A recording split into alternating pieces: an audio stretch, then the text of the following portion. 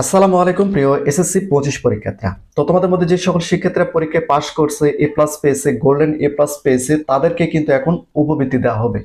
এখন কি কি উপবৃত্তি দেওয়া হবে এই ভিডিওর মাধ্যমে তোমাদের প্রমাণ সহ দেখাবো। তোমরা সাইট স্ক্রিনে দেখতে পাচ্ছ 24 সালের ন্যায় শিক্ষা বোর্ড থেকে তোমাদের কিন্তু মেধাবৃত্তি এবং সাদরবৃত্তি দিবে, যেটা আমি এবং তোমাদেরকে কত টাকা করে দিবে এবং কারা এই টাকাটা পাবে সেটা কিন্তু তোমরা জানতে পারবে। এবং এখানে কিন্তু অনেক বড় একটা গুরুত্বপূর্ণ তথ্য রয়েছে যেটা তোমাদের জানা অত্যন্ত জরুরি। আমি সরাসরি তোমাদের প্রমাণ সহ দেখাবো যাতে করে তোমাদের মধ্যে কোনো প্রকারের কনফিউশন না থাকে। এখানে যদি তোমরা একটু লক্ষ্য করে দেখো, 24 সালের এসএসসি পরীক্ষার্থীদের বৃত্তিপ্রাপ্ত শিক্ষার্থীদের তালিকা, আমি তালিকাটা প্রথম অবস্থায় তোমাদের দেখাই। এই যেখানে তোমরা দেখতে পাচ্ছ, এভাবে কিন্তু তোমাদের 25 সালের এসএসসি পরীক্ষার্থীদের মেধাবৃত্তি এবং সাদরবৃত্তির তালিকা প্রকাশ করবে। এখান থেকে তোমাদের নাম যদি থাকে সেক্ষেত্রে কিন্তু এই উপবৃত্তি টাকাটা বা এই মেধাবৃত্তি সাদরবৃত্তি টাকাটা তোমরা কিন্তু পাবা। এখন বিষয়টা হচ্ছে যে কত করে টাকা দিবে সেটা তোমাদের একটু পরিষ্কার করে দেয়। এখানে দেখো, মেধাবৃত্তি প্রত্যেক শিক্ষার্থী মাসিক 600 টাকা করে দিবে, অর্থাৎ প্রত্যেক মাসে 600 টাকা করে পাবে। এবং যারা সাধারণ বৃত্তি প্রাপ্ত শিক্ষার্থীদের মাসিক 350 টাকা করে দিবে। যারা মেধাবৃত্তি পাবে তাদেরকে মাসিক 600 টাকা দিবে, আর যারা সাধারণ বৃত্তি পাবে তাদের 350 টাকা করে দিবে। এবং বই যন্ত্রপাতি ক্রয় করার জন্য অনুদান হিসেবে মেধাবৃত্তি প্রাপ্ত প্রত্যেক শিক্ষার্থী বার্ষিক 900 টাকা করে পাবে, আর সাধারণ বৃত্তি প্রাপ্ত শিক্ষার্থীদের 450 টাকা করে দিবে। এটা কিন্তু শিক্ষা বোর্ড থেকে তোমাদের দিবে। একই সঙ্গে এটা কিন্তু তোমরা 2 বছর পাবা।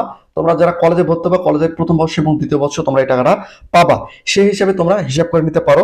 একই সঙ্গে আমি যদি তোমাদের একটু পরিষ্কার করে দেই কত টাকা অর্থাৎ কত পয়েন্ট হলে তোমরা এই টাকাটা পাবা, এখানে যদি আমি তোমাদের দেখাই, সরকারের আদেশ মতো পরীক্ষা উত্তীর্ণ নিয়মিত শিক্ষার্থীর মধ্যে হতে জিপিএ প্রাপ্ত শিক্ষার্থীদের মেধাবৃত্তি এবং 3 পয়েন্ট, অর্থাৎ যে সকল শিক্ষার্থীরা 3 পয়েন্ট পাবে তাদেরকে সাধারণ বৃত্তি প্রদান করা হবে।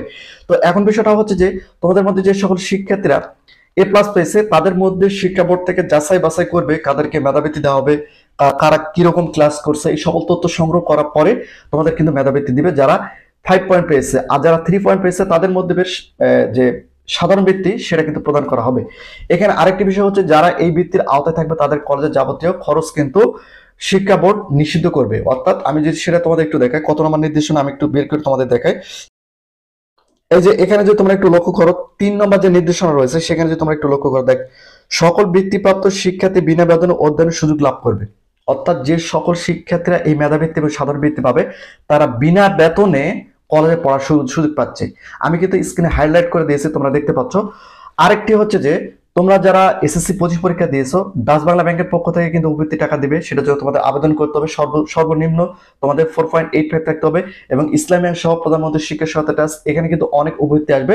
সেগুলো কিন্তু তোমরা অবশ্যই আবেদন করবে, সেটা ভালো পরিমাণ একটা টাকা পেতে পারো, যেটা তোমাদের পড়ালেখার ক্ষেত্রে অনেকটাই সাহায্য করবে। তো এই হচ্ছে বিষয়টা। তো টোটাল তোমাদের পরিষ্কার করে দিলাম। যদি ভিডিওটি ভালো লাগে ভিডিও লাইক এবং চ্যানেলটিকে সাবস্ক্রাইব করে রাখো।